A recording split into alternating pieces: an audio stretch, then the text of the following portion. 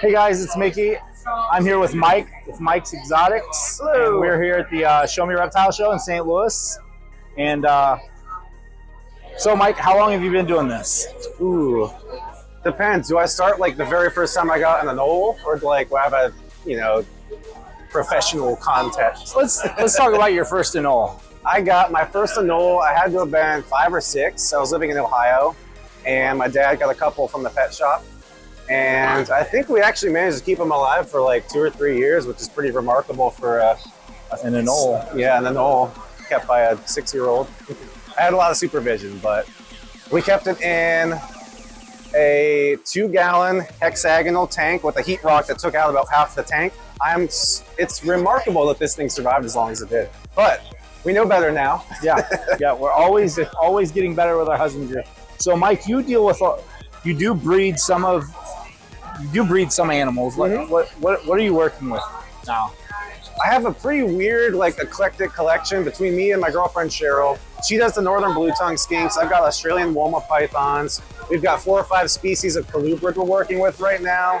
We've got, what else? Ooh, Angolan pythons. I breed those. We've got some boa constrictors, a couple ball pythons. I mean, it goes all over the place. I just picked up a huge collection of tegus. I amassed an army. I bred them my first time this year, and next season I'm hoping to produce 300 or 400 of them. Now, so we just have a little bit of everything, really. Now you do work with some animals that are imported and farmed and stuff like that. Now, people coming out to an expo, I really feel like there's a stigma on those animals, but you are a reliable source for those animals. Try to be.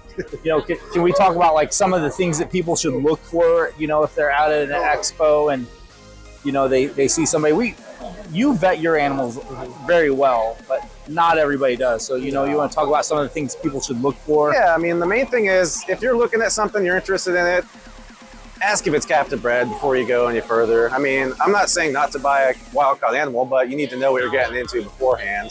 And if there's a lot of species, like I can't go into every single one of them, but like you see like an adult, say you see like a 3-foot Savannah monitor and it's got chew marks on it, and if they're trying to tell you it's captive bred, it's not. There's a lot of species that, like, if you do your research ahead of time, you'll pretty much know that 99% of this is not captive bred.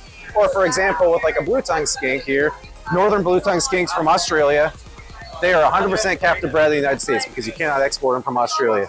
Now, on the flip side, if you're looking at like some of the Indonesian blue tongues, almost every single one of those is going to be wild caught. So I mean, really just, first of all, educate yourself beforehand so you can tell if the person was BSing you. Second of all, ask them, and then you'll get the information. Most people are going to be pretty scrupulous. I know Mickey's pretty good about making sure people at the shows are up to snuff. I mean, people who get themselves kicked out get themselves kicked out. Yeah, they really get themselves kicked out. But so like something that we always look for when we're doing health checks is we're looking for like animals that aren't hydrated, and we're obviously always looking for parasites, ticks and mites and stuff like that. We don't generally see that stuff that much, but I really think hydrated animals is probably something that people should really look at. You can tell if you're seeing the bones and stuff, but anything else? Yeah, hydration, parasites is a good thing. Also, like, look at their like displays and stuff. I mean, obviously some animals are going to go to the bathroom here and there, but you can usually tell like how well a person's keeping their stuff by like if all their tanks are smeared with poop and feces and all kinds of nastiness, they're probably kept the same way at home. Because this is where we come to the shows to show off our stuff. We want it to be the best possible. I mean, obviously, you look at this stuff, almost all these are as clean as they can be. 1 or 2 may have pooped, they just haven't cleaned it up, but I've seen some displays where you can tell that they're not super hygienic. Yeah, if you can smell somebody from across the room, you probably shouldn't buy an animal from them, But all right, Mike, well, thanks so much. No problem.